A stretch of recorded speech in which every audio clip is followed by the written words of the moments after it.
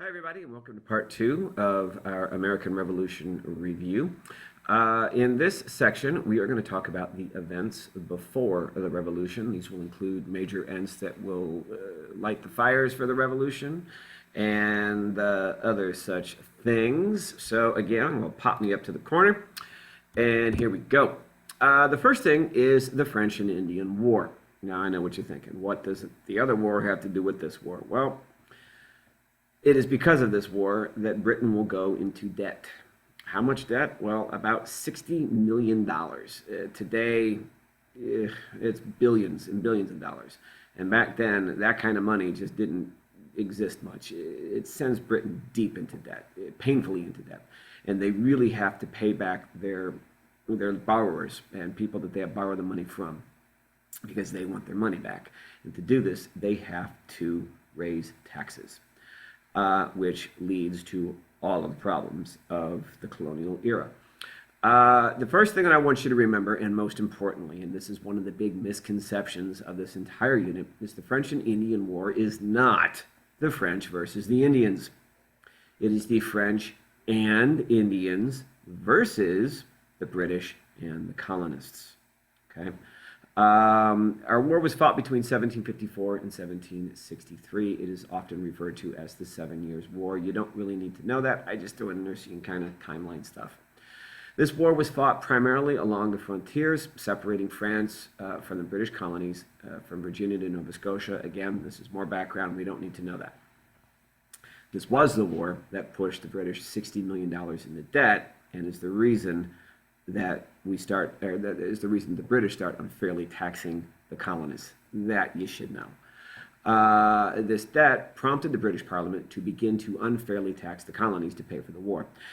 Basically, a member of the British Parliament stood up on the floor to the king and everybody else and said, "Hey, I got this great idea.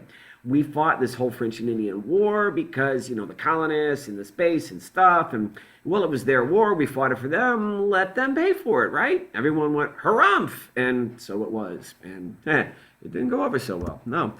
This, again, map is only for background, but this shows you a bit of who was fighting for what, and who owned what prior to the French and Indian War beginning.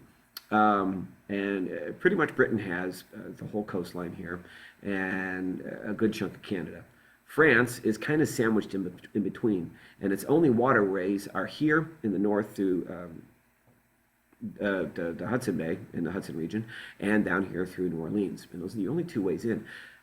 British has all the coastline in Spain, and this is really a problem for France. And they want more room. They want the Mississippi. They want all of this.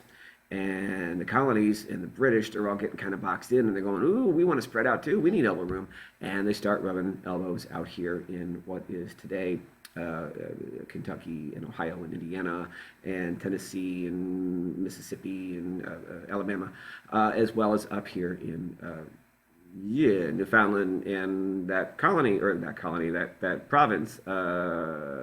Ontario. I'm going to say Ontario.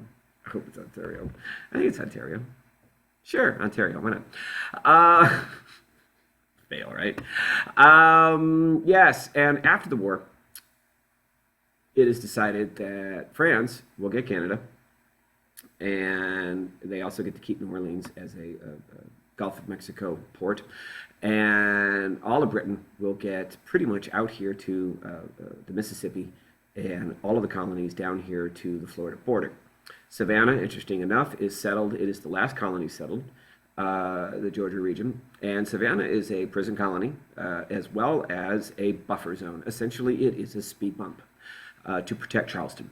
So if the Spanish should suddenly decide to invade the north, they're going to have to go through Savannah first, which would allow Savannah to send riders to Charleston to say, hey, hey, hey, Spanish should come and get ready. And in the time it takes them to conquer Savannah, 6 minutes, they would then be able to roll on to Charleston, and Charleston, in theory, would be more prepared to meet them. And our next thing is the Stamp Act. The Stamp Act is one of the most noted acts of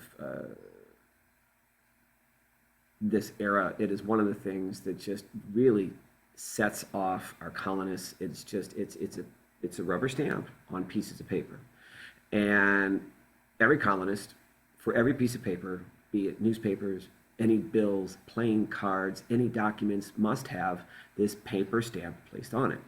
And if not, it's illegal, and you could be fined even more severely. And they just thought that this was absolutely ridiculous. Now, when you combine this with all the other acts, and the tea tax, and the intolerable acts, and the quartering act, and all the other atrocities, it's just, and it's more than they can take. Speaking of the tea tax, this really made colonists very not happy. Tea is one of their primary staples. I mean, they love their tea, and they drink it constantly. And when they threw this tax on the tea, many of the colonists stopped drinking the tea because they refused to pay the tax. And as another way to protest, a group of Sons of Liberty gathered together in Boston Harbor, very cleverly crafting themselves in fiendish disguise by putting a feather in their hair and smearing some soot on their face and going, "Hey, I'm an Indian." Because feather, see? Dressed as colonists, but, feather, so I'm an Indian now. Who knew? Wow, that's a clever disguise, right? 30 to 130 protesters, depending on which accounts you read, tossed some 342 chests of tea into Boston Harbor at a loss of millions of dollars for the tea companies. And the tea companies, when they heard about the Tea Party, complained bitterly to King George and the Parliament, demanding that they be repaid for their losses. You can imagine how George took the news. Also worth noting, the Boston Tea Party was not the only Tea Party. There were many, and there were many Tea Parties in many colonies. But the Boston Tea Party gets top billing and top credit because, I don't know, Boston Tea Party. The Boston Massacre. One of the darker days, and we talked about this with our first person in the previous video, John Adams. The Boston Massacre basically is a protest, an uprising, a bunch of colonists getting together, and as they start shouting, more and more get together and start shouting on the Boston Common. And they start soon throwing snowballs and ice balls, and snowballs packed in with little bits of rock and sharp oyster shells and ice, and the British soldiers are getting cut and hit and pelted, and soon this mob has grown very large and very unruly, and they start panic firing into the mob because they are feeling threatened for their very lives. And by the time the smoke is cleared, by the time everyone is dispersed, 5 colonists lay dead on the ground, and one of which was Crispus Attucks. Crispus Attucks is one of the first to die, and he becomes really a martyr for the cause. He becomes a martyr for the rebellion, and we've talked a lot about what a martyr is someone that dies for a cause, and their image is used to promote that cause, to get people to stand up and to fight, and to say, we're fighting for Crispus. And yes, now another great piece of propaganda here.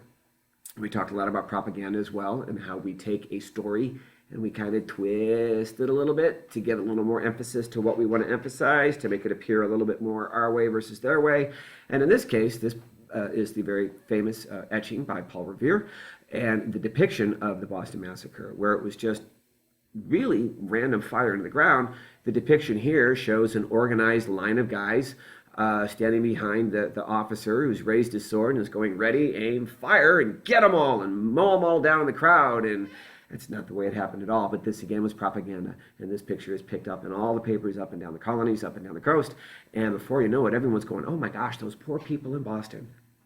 This is long before the days of CNN or any of that stuff. So this becomes a major propaganda coup for the colonists and really flames the fires of rebellion. 8 soldiers were put on trial for murder, and they were defended again by John Adams. We talked about this in our previous episode. It is worthy of saying that only 2 of them were found guilty of murder. They were Brandon murderers and then released. And by Brandon murderers, they would take a hot iron and they would, yeah, fun, right? Hey, that's it. That concludes our second review. We've got 2 more to go, and that will be it. So thank you all for joining in. Everybody have a great night, and we'll see you later. Study, study, study.